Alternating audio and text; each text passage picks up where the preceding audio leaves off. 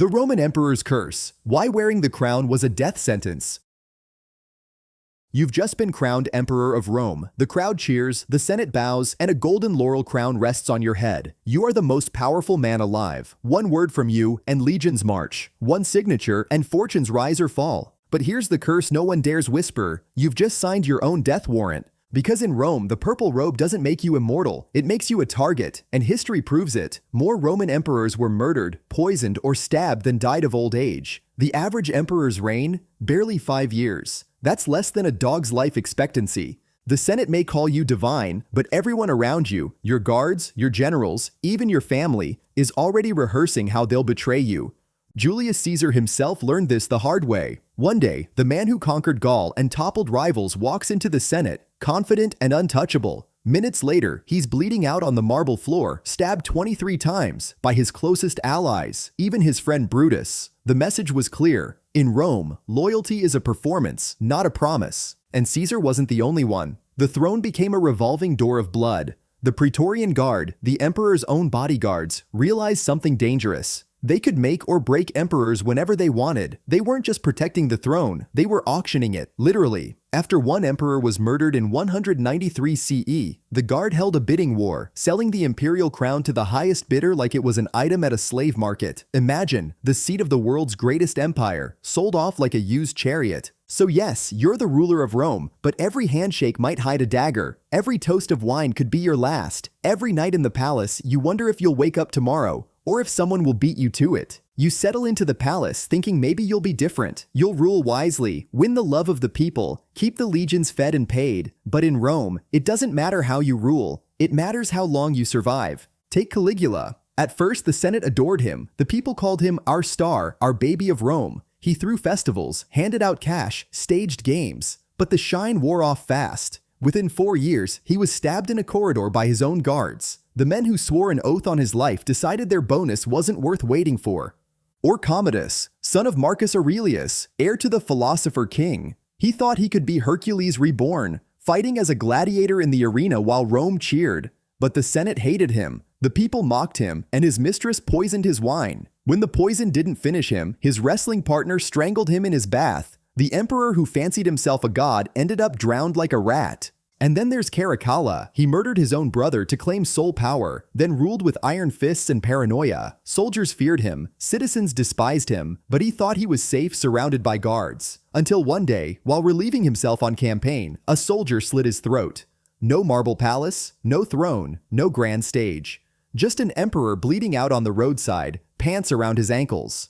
This is the Roman emperor's curse. The more power you gather, the fewer people you can trust. Enemies outside the empire might be dangerous, but your real assassins are always the ones inside your palace. The banquet hall, the bathhouse, the bedroom. Every day you tighten security. You check your food, your wine, your guards. But history says it won't save you.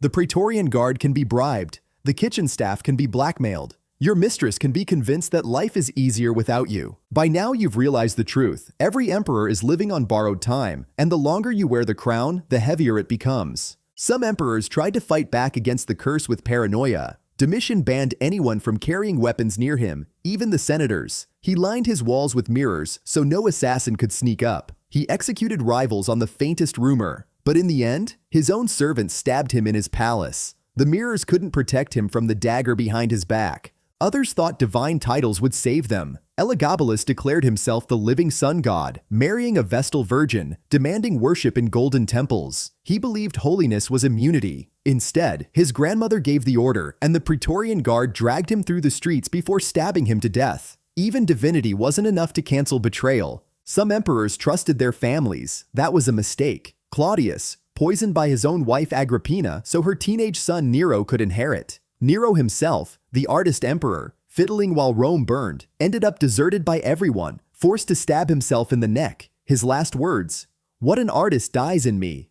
Rome remembered him not as an artist, but as another corpse in a long line of cursed emperors. The irony is brutal. The stronger the empire, the weaker the man at the top. The throne was supposed to be the seat of order, but for its occupant, it was chaos. Every friend could be an enemy. Every meal could be poisoned. Every night's sleep could be the last. You sit on the throne surrounded by marble, gold, and gods carved in stone. From the outside, you look untouchable, master of the greatest empire the world has ever seen. But inside, you know the truth. The empire doesn't belong to you, you belong to it. Every decision you make creates 10 new enemies. Raise taxes to fund the legions? The people hate you. Cut taxes to win popularity? The army turns on you. Show mercy to rivals? They see weakness. Show cruelty? They plot revenge. The empire isn't really run by the emperor, it's run by whispers, daggers, and bribes. The Praetorian Guard sells thrones like auctioneers. Generals dream of power as soon as they taste victory. Senators plot in shadows, wives and sons sharpen their ambition like blades. And even if you manage to survive, the curse never lifts. You don't grow old, you don't retire. The Roman throne has no happy endings. At best, you die suddenly, poisoned, strangled, stabbed.